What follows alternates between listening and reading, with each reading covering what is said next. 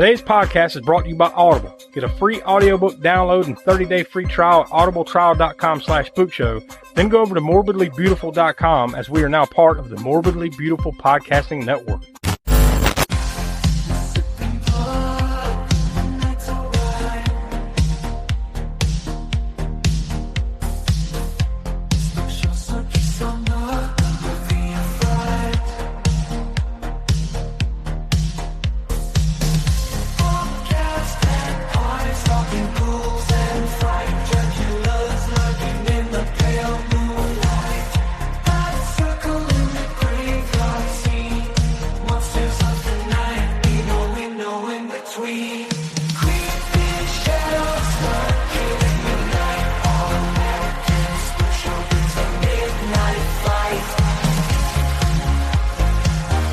Hello, welcome to another edition of the All-American Spook Show podcast. I'm Josh. I'm joined here with Donnie. Yo.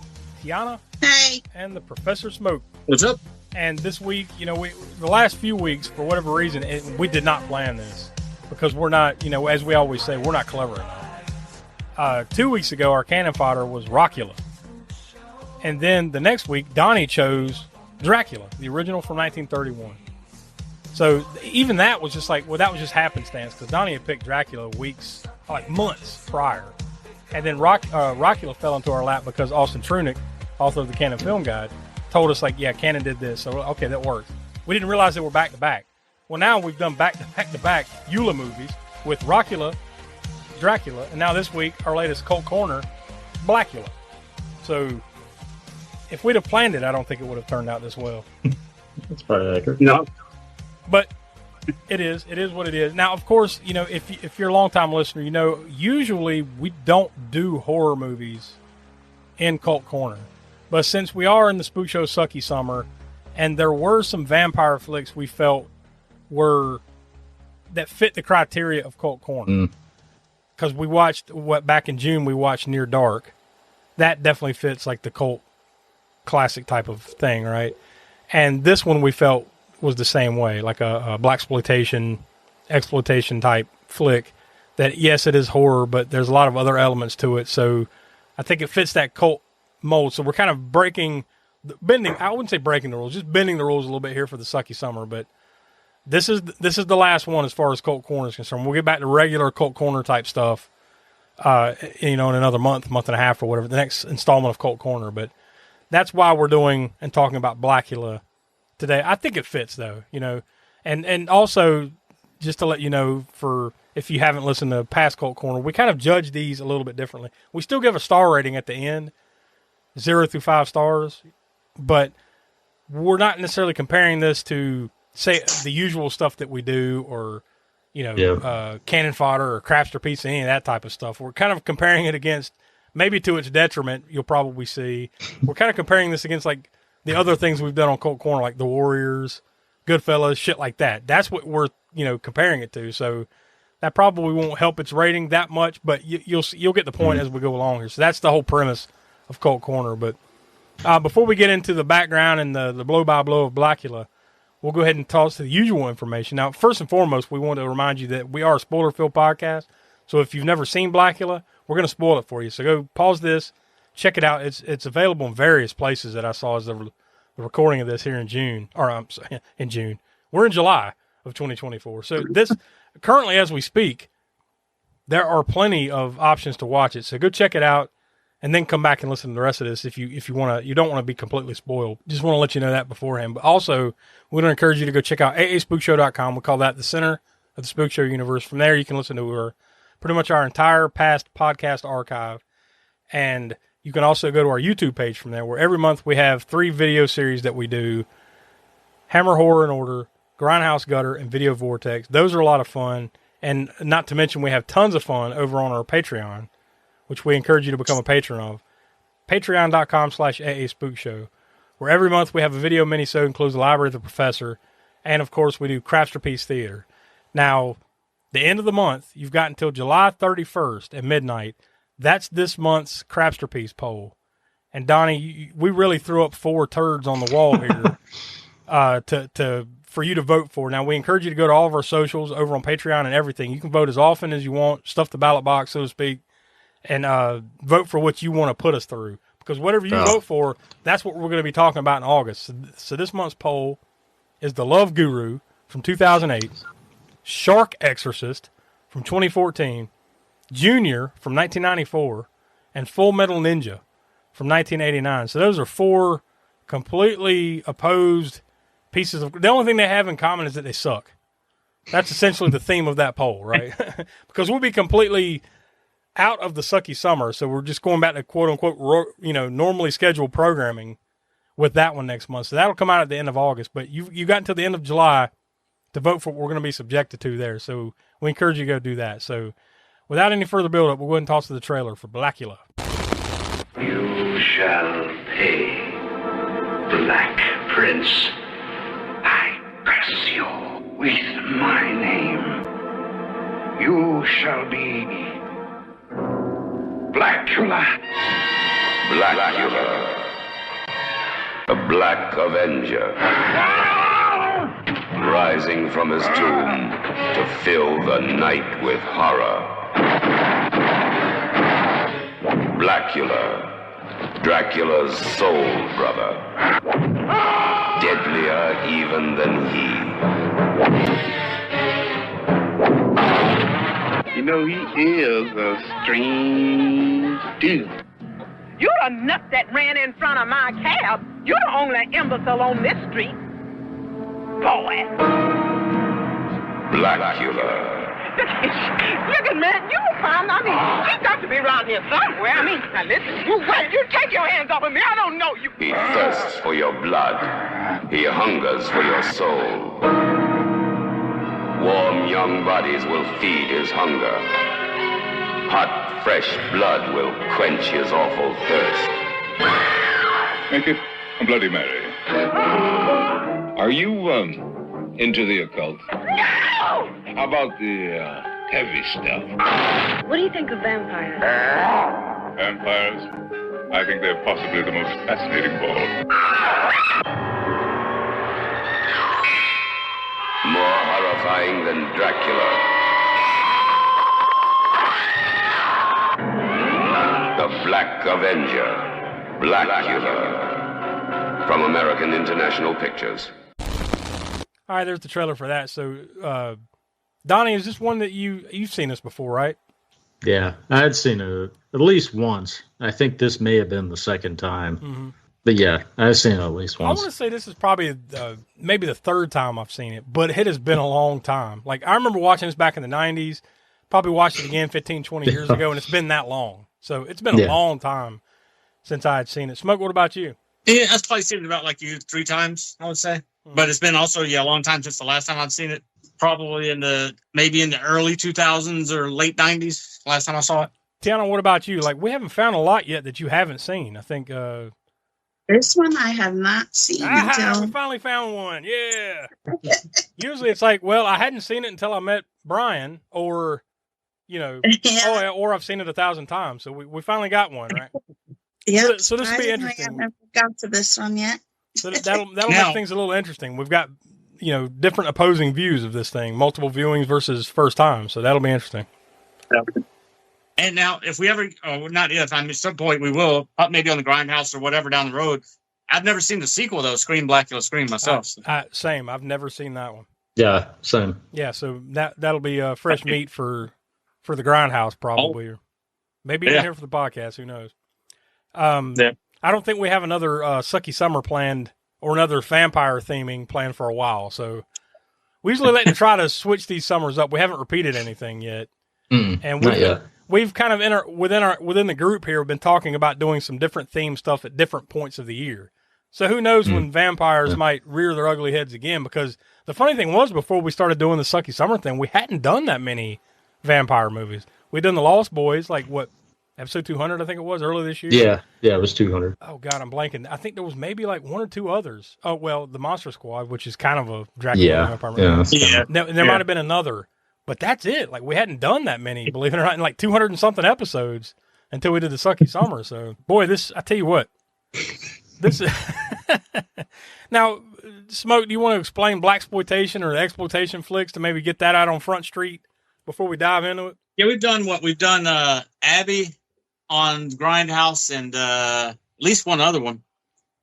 I can't. It's not coming to my mind right now. The other one that we've done on Grindhouse, but now you got me thinking about it. I think there was another one. Now I'm blanking too, without having the full list in front of me. I can't think of what the hell it was. But it I don't think it was horror though. No, it wasn't. It wasn't horror. Yeah, so we've done 2. Now that they take all kind of different genres, but generally it's an action type genre crime film. So there's not a ton of blaxploitation horror movies, and we've already done 2 of them. So, but it's basically just it's a mostly black cast doing most of them are in the 70s. I mean the major ones of this genre was in the 70s. I mean that's when it hit its peak. And before you continue, wait a minute, I want to interrupt you. Before you continue, I've got the other one. It was Superfly, 1972. Superfly, okay, yeah. That was one of the how could we forget? Yeah, exactly. And as far as horror blaxploitation goes, Blacula is probably the top one that's known. And we'll get into our ratings on it and all that stuff to see if it holds up as one of the better ones. But like I said, there's not too many horror movies within the genre of blaxploitation. Most of them are action crime dramas like Superfly, but it's a sort of over the top dialogue. It's going to have a funk soundtrack. It's going to have a soundtrack. This one is subdued as far as the sound. It's got instrumental funk for the main Blacula song at the beginning of the movie, and there's a part in the movie where there's a band playing. But other than that, really, the music is not as important to this one as it is to some other ones, like Superfly, for instance. Oh yeah, I mean Superfly completely. Yeah, Superfly. That one completely leans in on that soundtrack. Like, oh yeah, without that soundtrack, it's not as cool as it was. Arguably, the movie. Yeah, right? Exactly. And we talked about that when we did it on Grindhouse Gutter. Yeah. But yeah, like this one doesn't play up as much as that one does for sure. Not even half as much. And that's probably just because of the horror aspect. Again, same thing with Abby. Abby wasn't known. I don't even remember if there was any typical funk type instrumentals even in Abby, for the main theme. If there was anything, it's not memorable. Like that's not your takeaway from Abby. It's more like the lead, her just acting batshit crazy is what you remember. But that's generally the feel of it. It's a 70s feel because most of them were shot in the 70s. This one's 1972.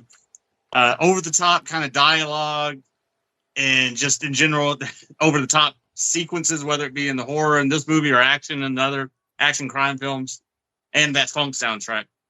So you're going to get a lot of takeaways, like certain scenes that'll make you like crack up or whatever, or these were Grindhouse films too. And so they were meant to, at the time, to be watched in a setting like that, Yeah. Like a lot of people talking back to the movies and stuff like that. Yeah.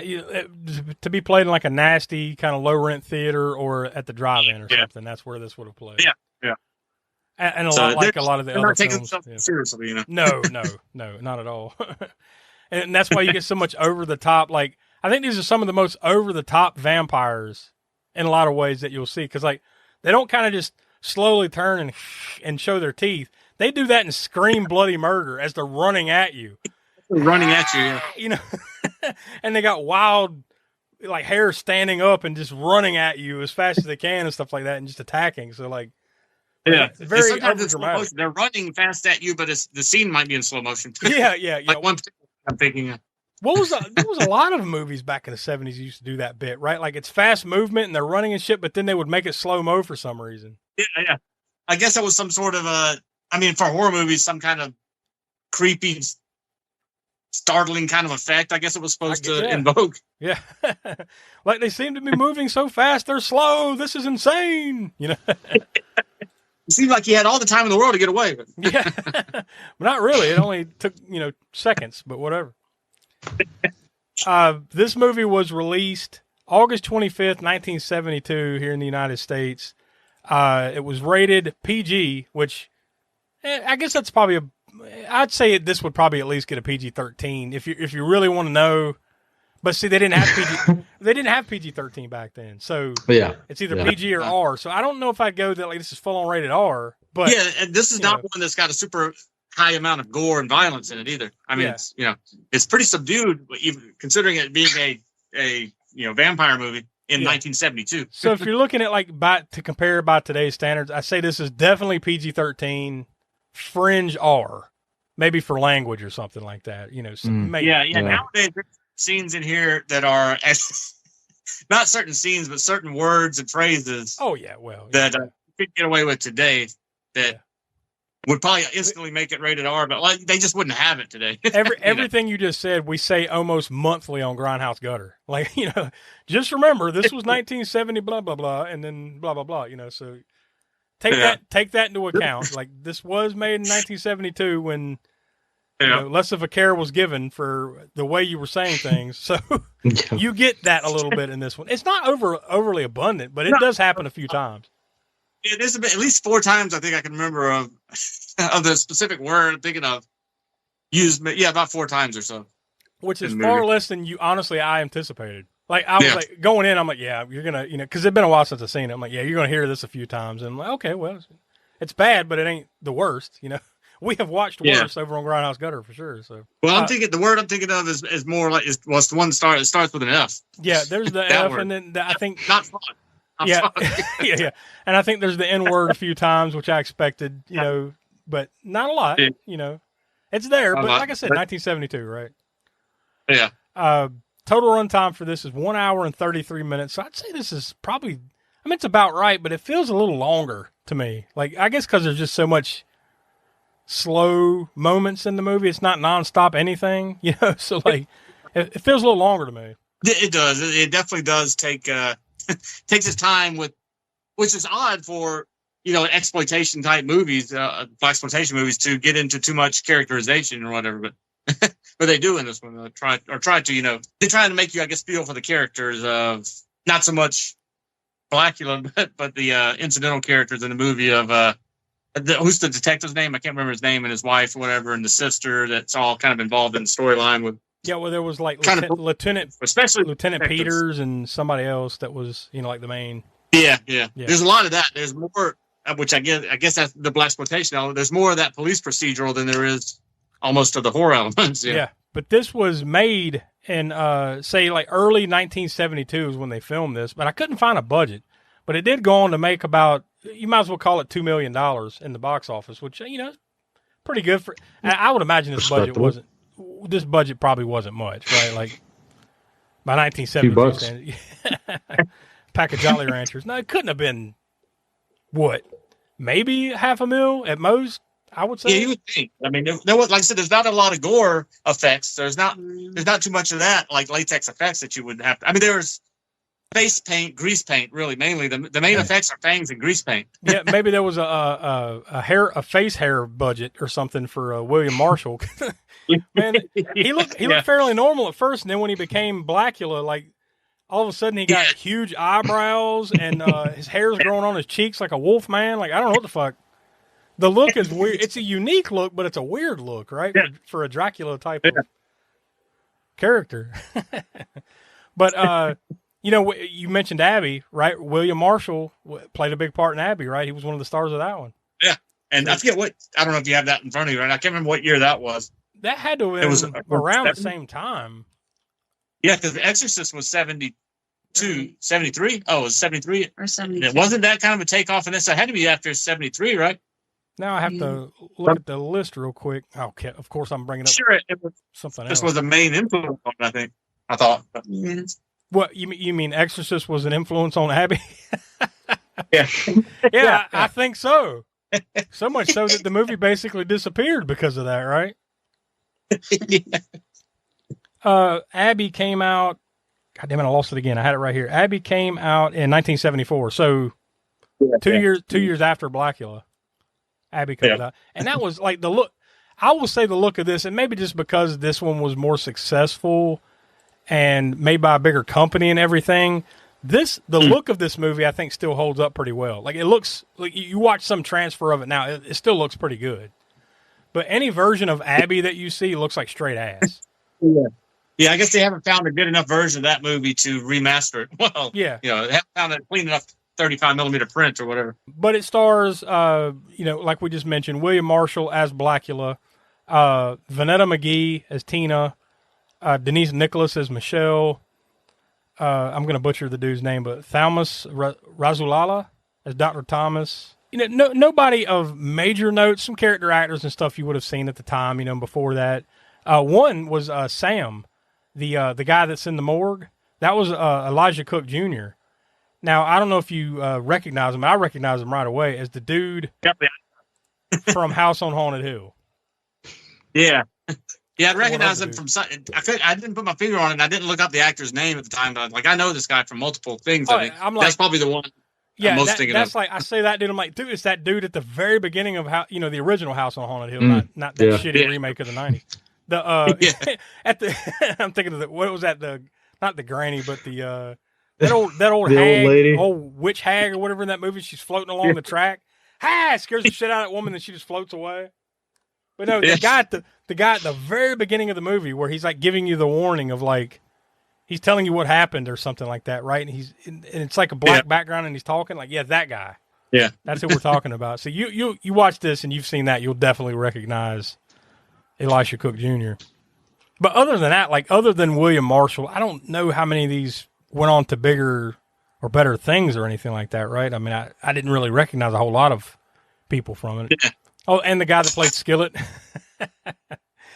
That was Jatu Kumboka. What was the line he said at least twice? Oh God, man! Jesus, one strange dude. That guy, that's one strange dude. I think. He's come on down. Tell her to come on down here, and Skillet's got something to show her, or something like that. Like, yeah. He's one of those like talks in the third person type characters. Yeah. Skillet's got something for her. But I mean, dude, he was first talking about his cape. It was in that bar in that club or whatever. Yeah. Man, I want that cape. Talking about Blacula's cape because Blacula just walks around in modern day. Also, did this take place in New York? I couldn't figure. I didn't really look into that deep. So, but I never. Well, actually, no. It says here, and we'll read it shortly. But it says here it's supposed to be Los Angeles.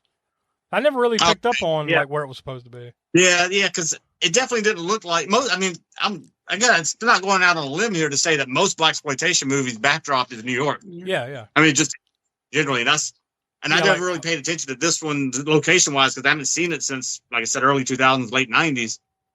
But just them when they were the street scenes, I'm like, I don't think this is New York because it can't be. I mean, this is a very quiet New York. I mean, it'd be a very quiet LA too. I guess they found times to shoot, but most. These are shot with all kinds of stuff going on in the city scenes in the background or whatever. This one was very quiet city scenes. Yeah, a lot of these type of movies from that time period would be like Harlem or something like that, right? Or something that's shot to look like Harlem or something. Yeah, or like Times Square area, New York and stuff. Something in New York. Yeah. And this was actually shot in Los Angeles in various places too, all around. And parts of it were shot in Watts, Playa del Rey, Los Angeles, various spots there in LA. So. I guess they didn't want to stretch it. They're just, this takes place in LA. Fuck it.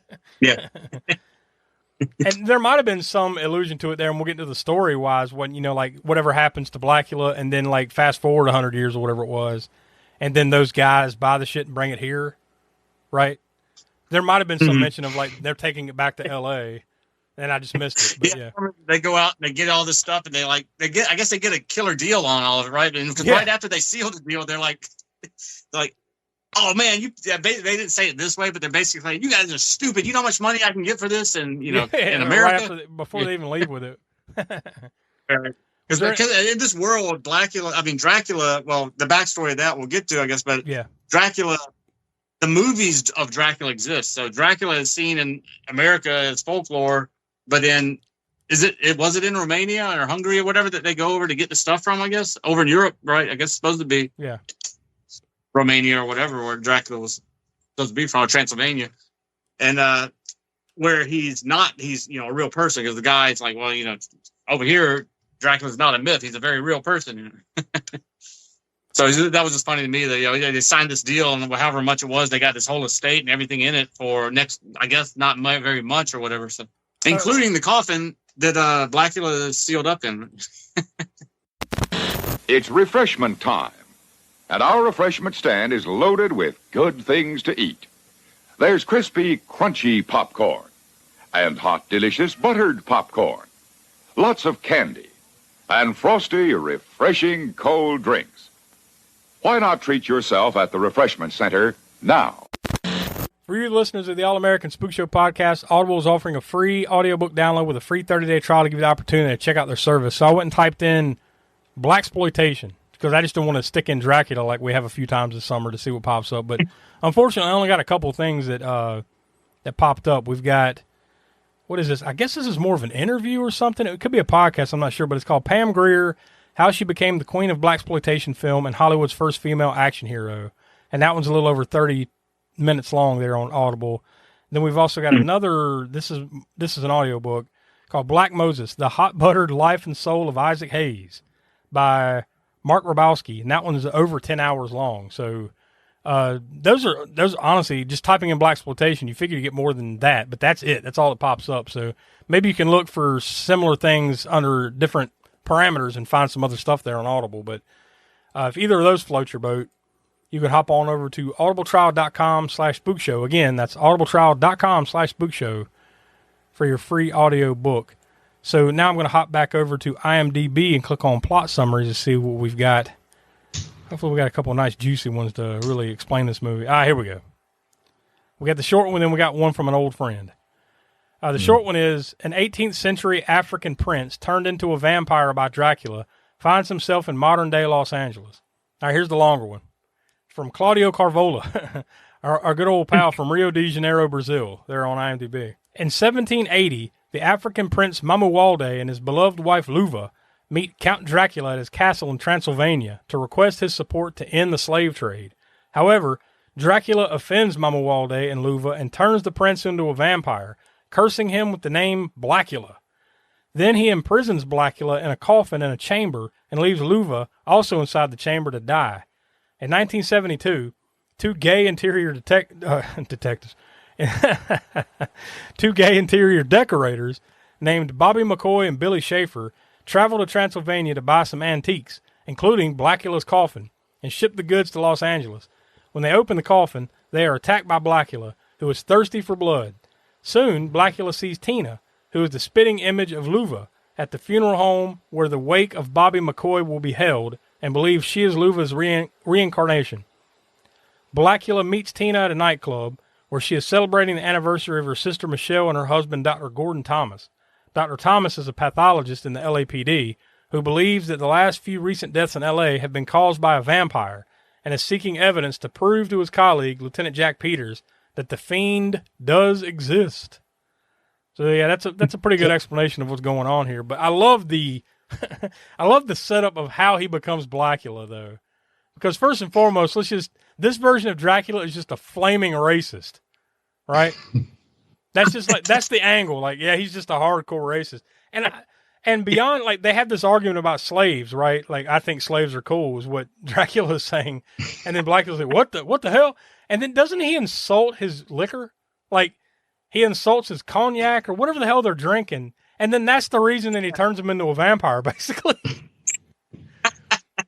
You're not going to insult my liquor, good sir. I do love that he instantly says, like, you're going to be cursed to drink blood, and your name will be Blacula. Yeah. Like, we can't just put that together ourselves and run with it. No, somebody has to straight up call him Blacula. Except, of course, he's not going to call himself that. I mean, once he gets to modern day Los Angeles, I guess, or whatever.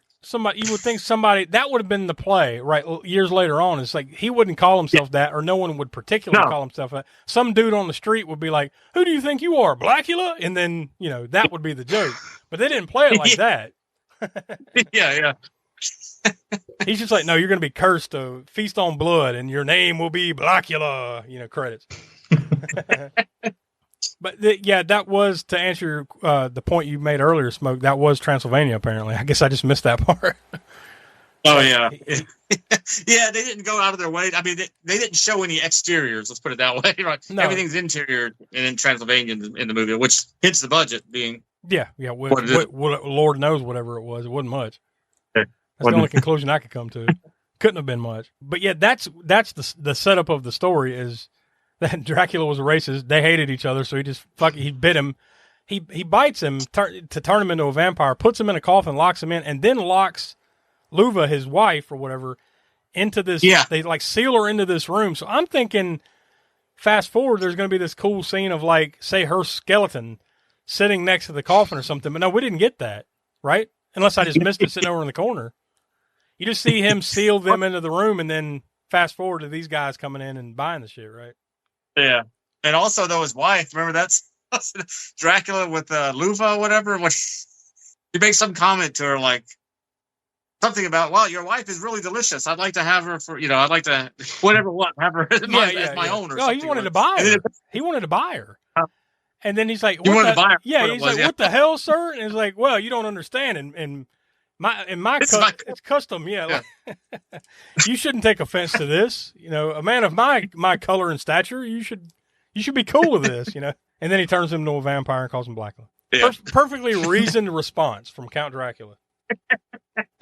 But that's your whole setup. And then these two, like they say, gay interior decorators come to Transylvania just to buy shit and take it back to LA, I guess, because like this stuff is like some kind of weird fashion or weird decorating type stuff. I don't know what they're trying to say there, but of course they buy the coffin that's got Blacula in it, and he comes, they bring it here, and then they open the coffin, and then, Blacula attacks, right? Yeah, one of them cuts their arm while they're doing this stuff with the other materials or whatever, and they had already knocked the lock off the coffin that Blacula's in, but hadn't opened it yet. And then we see Blacula coming towards them, but they don't see him yet because he's tending to the other guy's arm. And then they finally, there he is. And then he bites. Then he goes for he pushes the black guy to the side. Then he bites the white guy's arm that had been bleeding. Yeah. Then he goes after the other guy, the other interior decorator guy, black guy, and then he also bites him on the neck, right? So you could tell too, there were probably like some physical limitations to the acting of William Marshall, because like his go-to move anytime there was like physical is just the double axe handle. He just he just kind of hit him with the double axe handle and then grab a hold of him and bite him or whatever in some various places. In that way, he's kind of like what's his name, Dolomite? I can't think of that name right now. Rudy Ray, wasn't it Rudy Ray Moore? Yeah, Rudy Ray Moore, right? Yeah. Who was like, loved the martial arts, but couldn't kick above his knee hardly. Yeah. Horrible. Yeah. So I'm sure there's a little bit of that going on here too, where like this dude doesn't know how to like even like fake fight. So it's the old double axe handle, karate chop kind of shit, and then they fall over and he bites them. Which makes it a little bit more entertaining when you're just watching it randomly like this, but. Oh yeah. Not the best action fighting or choreography. Try to get movies is just the entertainment value. Is how much entertainment value is in each one of them? Like how much outlandishness or dialogue? It's that's the enjoyment level there as far as just what kind of craziness is in it. Yeah. Speaking of crazy, I love when Blacula gets hit by the cab and then. The woman like stands there and like cusses him out and shit, and then he just attacks her. He starts looking at her. She starts recognizing that he's like whatever he's doing, whether he's coming on to her or he's about to attack her in some way. She's like, you want to go after that other girl, right? She's getting away, Yeah. Meanwhile, her first clue that something's up is the fact that she just rolled him up with the car and he got up. Right? Yeah. You probably shouldn't argue with this guy. You ran in front of my car. What the hell's the matter with you? Yeah. I think the random attacks are probably some of my, the highlights of the movies because, like, really there's a lot of lulls here where, like, you're introduced to characters and there's a lot of back and forth. Like you said, there's almost like some police procedural type stuff going on where, so there's a lot of slow moments of the movie. But I think the highlights are when he randomly attacks somebody in the street. Like, he gets the cab driver. When the one is looking in the dark room at the pictures and like clearly had taken a picture of him, but he's not showing up in the picture. And they're like, huh? And then they turn around and he attacks. Once again, he's screaming at him again. Did y'all catch maybe I'm the only one. So his I guess his love, Luva, wasn't that her name? She's basically, I guess, in some way reincarnated years later by Tina. Right, correct. That's her name. Did you notice the comparison there, Tina to Mina? Right, the character Mina and yeah. That's just like, well, we don't want to call her Mina straight up. Well, let's call her Tina. But it's the same character, right? Yep, because it's the whole like it's the same actress or the same look as his wife from back in it's Pennsylvania. her. I think it's the same actress. Pretty sure. Yeah, I still wish, man, they really missed an opportunity to at least have a damn skeleton sitting in the corner when they, like when they came in, like there's the coffin and there's a skeleton in the corner. It should, oh shit, that's what happened to her, But I guess you put two and two together, right? That's just what happened. But yeah, Donnie, I know this had to have been one of your favorites when they go to when later on in the movie when they go and dig up the dude Billy. They dig him up, and then when they open up the coffin, he just jumps out and screams. Oh yeah, he just like nails him with the shovel, and then instantly sticks a stake in there and just starts hammering the stake with the. And then meanwhile, the girl that's there, she's like, "No, don't kill him, bitch! This dude just came back from the grave. Yes, I'm killing his ass." Oh man, that was hilarious. I'm telling you, that screaming thing is what got me every goddamn time. It's just like they don't just attack; they just and then just run at him. Dude, I was laughing my ass off. When the cab driver from earlier comes back, and then like he just kind of gently opens the shades to take her out, like. Yeah. And the cross. He uses the cross to subdue her a little bit. Yeah. It's kind of like, doesn't open them all the way. You think you just jerk them open, like, and then she dies. But he just kind of like pulls the slats open a little bit on one of them. It's got to be one of the weakest, like, vampire sunlight kills I've ever seen. First of all, I thought it looked like nighttime still outside, but anyways. Well, it probably was. They just had that's just the street light that was illuminating through the window, and it took her out. But, like, it's usually in almost any vampire movie you see, when they get hit by sunlight, what do? They at least smoke. Burning, right? Smoke. Yeah, at least start smoking. If it's got a good enough budget, the skin will start burning and flaying. Maybe there's some fire or something like that. But no, you didn't even get that. She just kind of like, and then falls into the floor. She's dead. It's a little bit better later on with Blacula. Yeah, oh yeah. It's definitely better there. But this one is like, it's got to be one of the more weaker sunlight vampire kills I've ever seen. It's no near dark, right? No. Although you think they can afford dry ice at least, like laying on the floor and then behind like this dry smoke fog machine stuff coming up or something. Yeah, I guess they just didn't want to put that much thought into it. Like, fuck it, you know how vampires die. Sunlight hits them, they die. He opens up the blinds. That's all you need to know. Fuck it, she's dead. Moving on. Tina. A little bit later on, now you're getting toward the end game here. Tina is shot when they're her and Blacula. By the way, like she's completely fell in love with Blacula. Like I guess on some level she feels the connection, so she has fallen in love with him. So she's with him. They're trying to get away from the cops, and they shoot at him and shoot her. And the only thing he can do at this point is bite her to turn her into a vampire so she can survive. Well. Yeah. That is successful, right? He bites her and turns into a vampire, but then I guess he just sticks her in the coffin or something. So then when the cops come along here in a little bit, like, all right, here we go, I'm ready, I got the stake, and they open up the coffin real slowly, and then the dude just stabs, and it's her. It's her that they stab instead of Blacula. Meanwhile, he's just standing over in the shadows or whatever the fuck. And you would think, oh, fuck, here we go. Blacula's going to go on a rampage. They just killed his love, right? He's just like, well, I don't have anything to live for. and then walks out into the sunlight, falls on the ground, and then like there's some wax dummy melting, like turns into like worms. Yeah. That was a nice little touch. The worms coming out of his eyes. Yeah. And the skull after the fact, whatever the melting of his face off. But that's how it ends. Is basically Blacula like commits suicide by walking into the sun because he's got nothing to live for, and then you see him melting. The end. So there you go, Blacula from 1972. I mean, it's to me like I guess I'll get it started with the final thoughts and the ratings. Like I think it's a fun movie. It's just a bit slow. Like they could have had a little bit more going on. I don't know. It's like they wanted to tell the story of some of these side characters a little bit too much. That didn't really matter that much in the long run. Like. I don't know. I don't know exactly what it's missing because I had fun with it, but there was something missing that, that just didn't put it as high up as I would like it to be. Maybe more action, more maybe a little bit more comedy or something I could find more funny to latch on to or something. I don't know. There just wasn't enough of it. So that being said, though, I still think it's great for what it is, and it still looks really good. And God, I keep blanking on it. William Marshall is great in it, of course, and everybody does a fine job. So I mean, I think overall, compared to other Cult Corner movies, I think I'm gonna go 2.5 stars. That's what I'm gonna give it. So Donnie, what do you say? Yeah, I'm a little lower than that.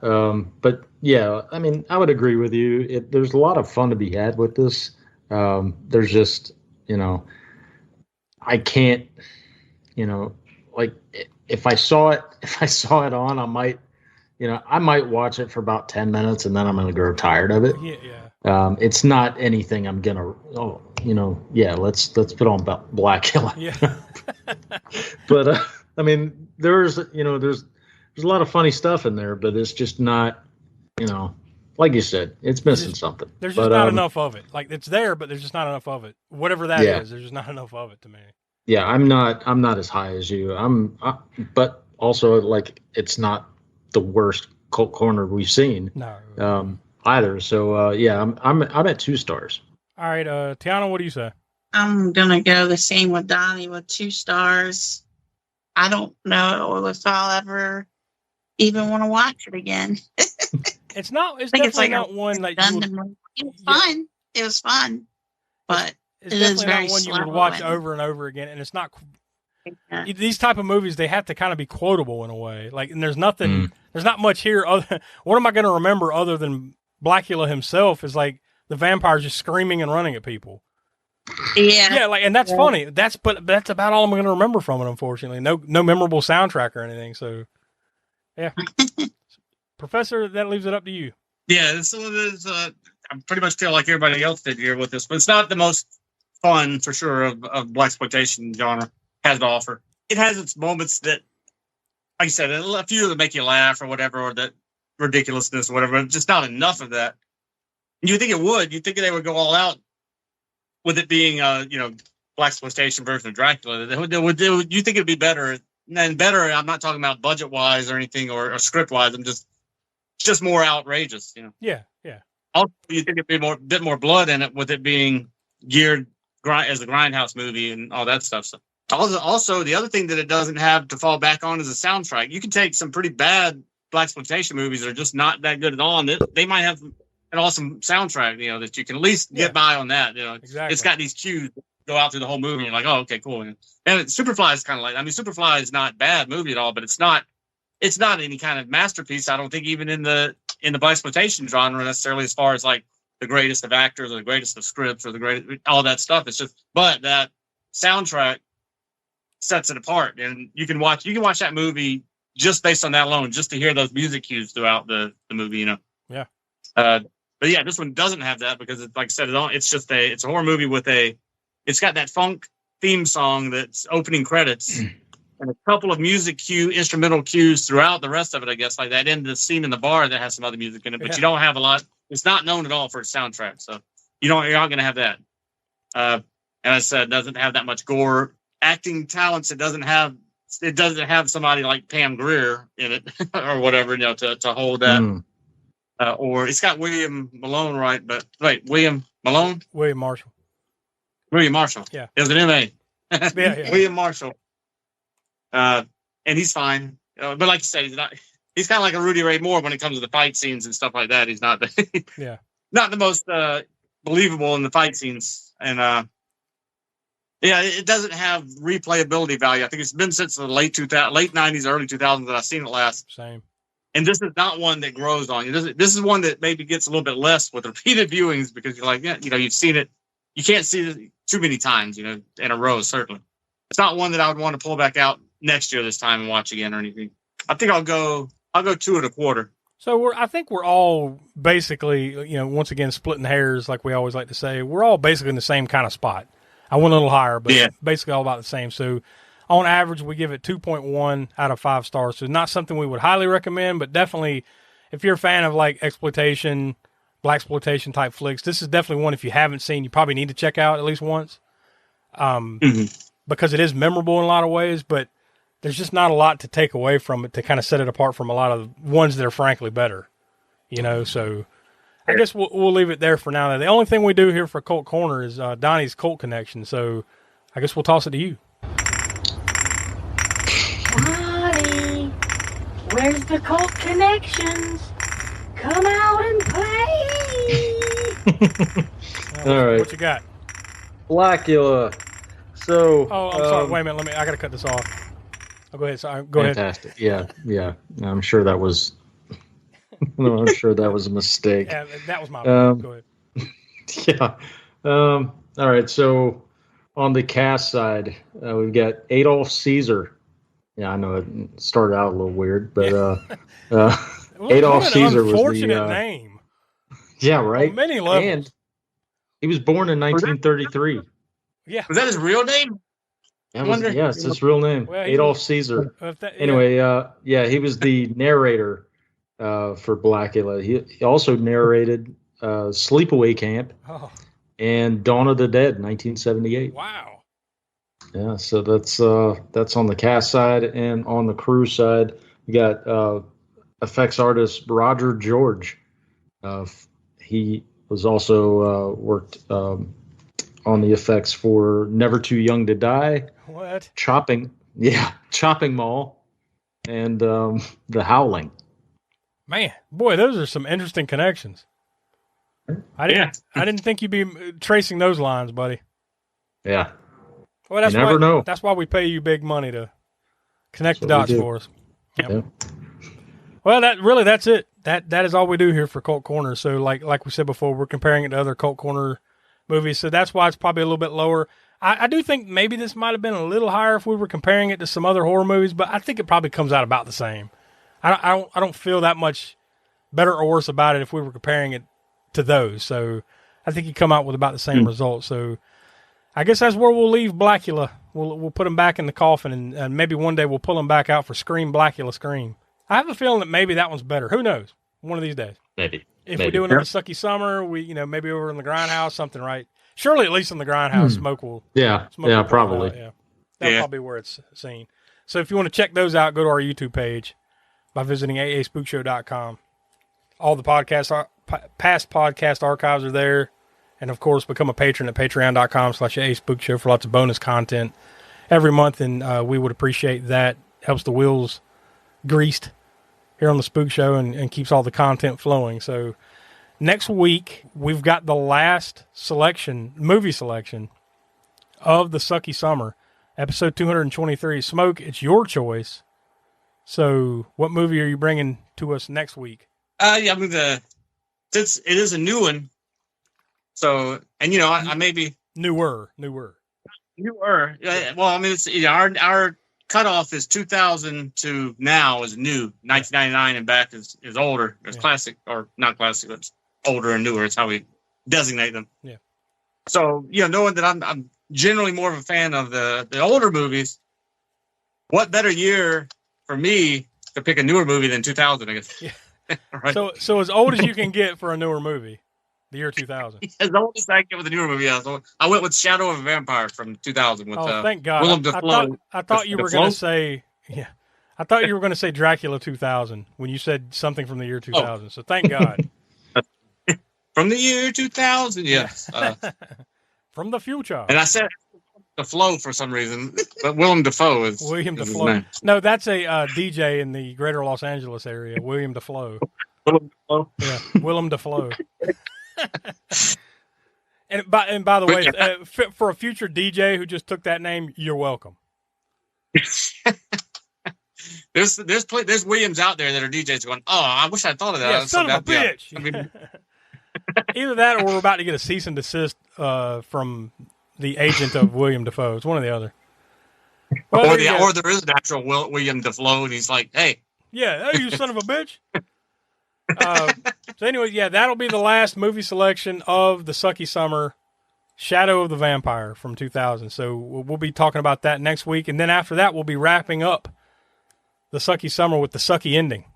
That'll be episode 224, and that will be on August 5th. So that will be the end of the Sucky Summer and our vampire event all summer long. And then we're going to Started off with, we're not going to tell you what that is just yet, but Tiana's first up after the Sucky Summer's over to make the selection. So we'll let you know a little bit closer to time what we're going to be doing there. So just know it's going to be something awesome. And before you know it, Donnie, spooky season will begin. We got lots of shit in the pipe lined up, ready for late September and all through October. Oh, yeah. That's kind of our Super Bowl, right? Every year, it's one of the big times of year. So looking forward to it. So for Will, could be with us, Donnie, Tiana, Professor Smoke, I'm Josh. We are the All American Spook Show, and we will talk to you next week. And now, folks, it's time to say goodnight. We sincerely appreciate your patronage and hope we've succeeded in bringing you an enjoyable evening of entertainment. Please drive home carefully and come back again soon. Good night.